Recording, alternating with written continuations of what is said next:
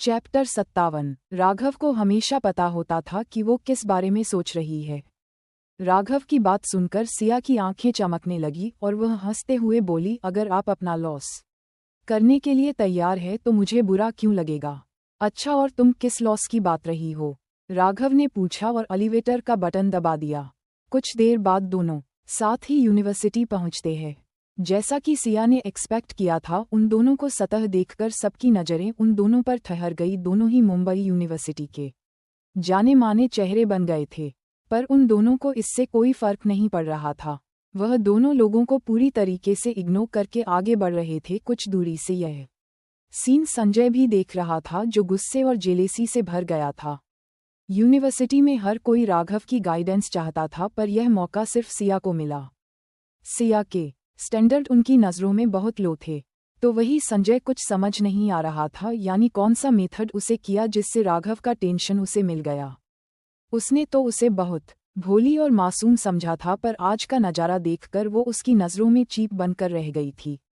वो भी उस पर हंसने लगा और खुद से बोला, जब मैटर आउट ऑफ कंट्रोल हो जाएगा तब इसको समझ आएगी, पर फिलहाल उसे इन सब से दूर रहना होगा।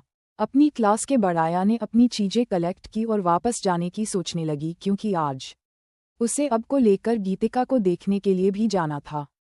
लेकिन जैसे ही वो अपनी क्लास से बाहर निकली, उसे लड़कियों के एक ग्रुप में घेर लिया। सिया ने उनको पहचान लिया, क्योंकि उसने अक्सर इन लड़कियों को काव्या के आसपास देखा था।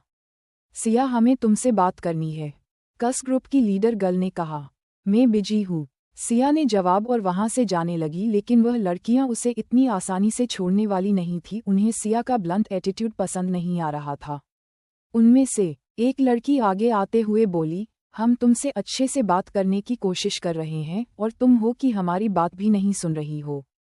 हमें समझ नहीं आ रहा काव्या, तुम्हें कैसे झेलती होगी, क्योंकि वह तो तुम्हारे लिए हमेशा अच्छा बोलती है। बेशक तुम मल्होत्रा फैमिली की बायोलॉजिकल बेटी हो, पर काव्या मासूम है। तुम्हें उस पर नाराज नहीं होना चाहिए। हमें उसे कल देखा था, वह सच में बीमार है और तुम्हें देखने की उम्मीद कर रही है। तुम इतनी हार्टलेस कैसे हो सकती हो? सिया हंसने लगी और बोली, हार्टलेस और मैं? एक कम करो, खुद को मेरी जगह इमेजिन करो। कैसा लगेगा तुम्हें अगर तुम्हारी फैमिली तुम्हें किसी एडेप्टिव बेटी के लिए इग्नोर करते और सिर्फ उसी की परवाह करें? अगर उसे ठंड हो जाए तो पूरी फैमिली उसके आसपास घूमने लगे। लेकिन अगर तुम मर भी रही हो तो कोई तुम्हें देखने वाला भी नहीं हो। क्या तुम उसे माफ कर सकती हो? मैं? वो लड़की बोलने वाली पर सिया ने उसे रोक दिया और बोली, देखो, मुझे नहीं पता इस कंडीशन में तुम क्या करती, पर मैं कोई संत नहीं हूँ। नहीं, मैं इतनी अच्छी हूँ कि इतना सब होने के बाद इग्नोर कर दूँ। अगर तुम्हें उसकी इतनी परवाह है तो जाओ उसके पर और उसे अपनी फैमिली में ले आओ और अपने घर में रखो अपने जैसे। ये सुनकर वहां सभी लड़कियां स्पीचलेस हो गई। उन सब की एक्सप्रेशन देखकर सिया हंसते हुए बोली, नहीं कर सकती ना, इसलिए मेरे रास्ते में आना बंद कर दो। वो परेशान हो गई थी, सबको बस काव्या की परवाह थी। पहले वो कबीर और अब ये लड़कियां काव्या के हथियार बन गए थे। सिया का तीखा जवाब सुनकर और लड़कियों में से एक लड़की का दिमाग खराब हो गया और वो गुस्से में बोली, तुम समझती क्या हो अपने आप को? तुमने अपने फील्ड में एक एग्जाम क्या पास कर लिया और तुम्हारे पीछे यूनिवर्सिटी स्टाफ क्या घूमने लगा? तुम तो अपने आप को स्पेशल समझने लगी। किसको नहीं पता तुम क्या ट्रिक्स खेल रही हो? जेल में रहकर आए हो, न जाने वहां क्या क्या सीखा हो, और उन्हीं ट्रिक्स को उसे करके प्रोफेसर शेखावत को अपने आगे पीछे घुमा रखा है। तुम एक शेमलेस लड़की हो, तुमने तो अपनी सिस्टर के बॉयफ्रेंड तक को नहीं छोड़ा। सिया को उन लड़कियों को बक बक से कोई फर्क नहीं पड़ रहा था, लेकिन लास्ट वाले सेंटेंस ने उसे रोक दिया और उसने पीछे मिटकर उस लड़की को देखा और बोली, बॉयफ्रेंड? कौन? क्या ये लड़कियां संजय की बात कर रही है? सिया ने अपने मन में कहा। तभी वो लड़की बोली, कितनी भोली बन रही हो।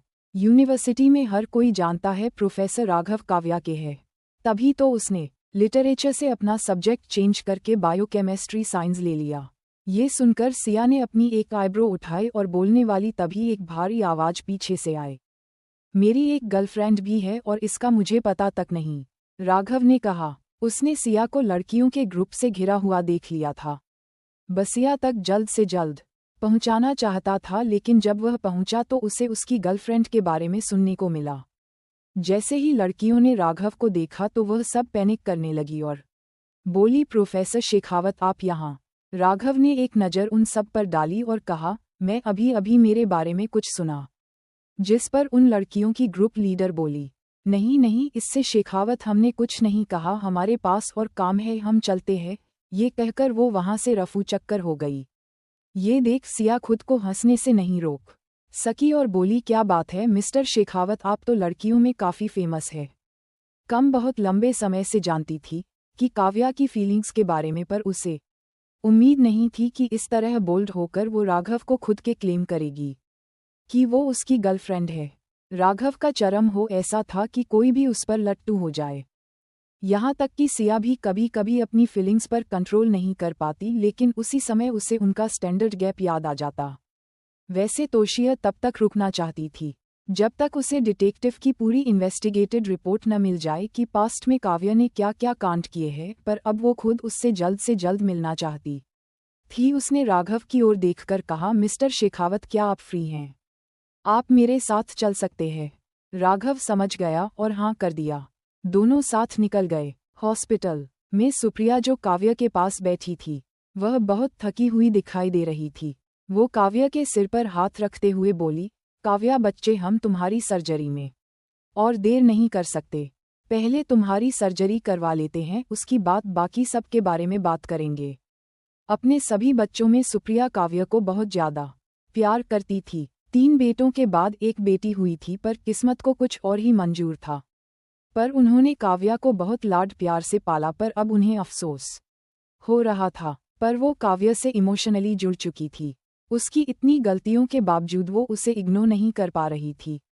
मॉम, काव्या ने सुप्रिया की ओर देखा। पिछले कुछ दिनों में कुछ हद तक एक्टिंग और टोने के कारण उसकी आंखें सूज गई थी। वो अब श्यो हो गई थी। उसकी माता पिता और भाइयों के दिल अब उसके लिए सॉफ्ट हो गए हैं। उसने अपना आधा लक्ष्य तो पूरा कर लिया था, पर वह अपनी फिजिकल कंडीशन भी अच्छे से जानती थी। वो जानती थी सिर्फ इसी एक्टिंग की वजह से वो उनका दिल जीत सकती है। वह जितनी ज़्यादा एक्टिंग करेगी, उतनी ही ज़्यादा सिया की क्रूएलिटी उन लोगों की दिमाग में आएगी। हालांकि वह अपनी लाइफ को और ज़्यादा रिस्क में नहीं डाल सकती थी, इसलिए उसने प्लान किया था 1-2 दिन के बाद वह सर्जरी के लिए तैयार हो जाएगी। वो एक बार बेहोश होने की एक्टिंग करेगी, डॉक्टर्स इमरजेंसी दिखाकर उसकी सर्जरी कर देंगे, और जब वो उठेगी तब तक काव्या सबका पूरी तरह जीत चुकी होगी और पूरी मल्होत्रा फैमिली उसके आगे पीछे घूमेगी। ये सोचकर उसकी आंखें चमकने लगी। जैसे ही वो बेहोश होने की एक्टिंग करती, तभी हॉस्पिटल रूम का दरवाजा खुल गया। सामने खड़े शख्स को देखकर उसकी आंखें अविश्वास में खुली की खुली रह गई। सिया, तुम आ गई? काव्या एक्टिंग कर लगी। तो क्या हुआ, सिया यहाँ आ गई? आई नो इस समय मुझे देख उसे गुस्सा आ रहा होगा, लेकिन अभी इसके पास मुझे माफ करने के अलावा कोई ऑप्शन नहीं है। आफ्टर ऑल मेरी जान जो खतरे में है। ये सोचकर काव्या अपने चेहरे पर स्माइल लाते हुए बोली, सिया मेरी बहन। पर सिया के चेहरे को देखकर वो दंग रह गई। सिया तुम? सिया को देखकर सुप्रिया सोच और खुश दोनों हुई। उनकी आंख में आंसू आ गए। बहुत अच्छा किया जो तुम आ गई। हम फैमिली है और फैमिली में एक दूसरे के लिए नफरत नहीं रखी जाती। ये कहते हुए वह सिया का हाथ पकड़ना चाहती थी, लेकिन सिया नहीं झटक दिया। शुक्रिया। शुक्रिया के चेहरे पर खुशी देखकर सिया ने कहा, मैसेज मल्होत्रा, आई थिंक आप कुछ गलत समझ रही है। मैं यहाँ आए हूँ क्योंकि मुझे आप सब ने परेशान कर दिया था। प्लीज़ कुछ और मतलब मत निकालिए। ये सुनकर सुप्रिया रुक गई। वह कुछ बोलने वाली थी, तभी कबीर और बाकी सब भी आ गए और सिया को शौक होकर देखने लगे। इससे पहले कि कोई कुछ बोल पाता, राघव की आवाज़ आई, सिया में फूल खरीद लिए हैं मिस्टर शेखावत। काव्या रगड़ को देखकर खुश हो गई। उसे तो फिर सिया की बात भी सुनाई दी। थैंक यू, सिया ने उससे फूल लेते हुए कहा। तभी राघव ने उसे स्माइल देते हुए कहा, तुम इतना फॉर्मल क्यों हो रही हो? ये कहकर उसने सिया के गाल को हल्का सा पिंच कर दिया। सब लोगों के साथ साथ सिया भी ये देख शॉक रह गई। हालांकि उसने ही राघव को ये लवीडवी एक्ट करने को कहा था, लेकिन यह उसके लिए कुछ ज्यादा ही हो गया था। राघव की क्वेश्चन ने सब कुछ शॉक कर दिया था, यहाँ तक कि काव्या भी शॉक हो गई और सांस लेने के लिए स्ट्रगल करने लगी। अचानक उसने अपनी चेस्ट पर हाथ रख लिया और जोर जोर से सांस लेने लगी। कबीर काव्या को कंफर्ट करने लगा और सिया पर चिल्लाते हुए बोला, तुम कर क्या रही हो?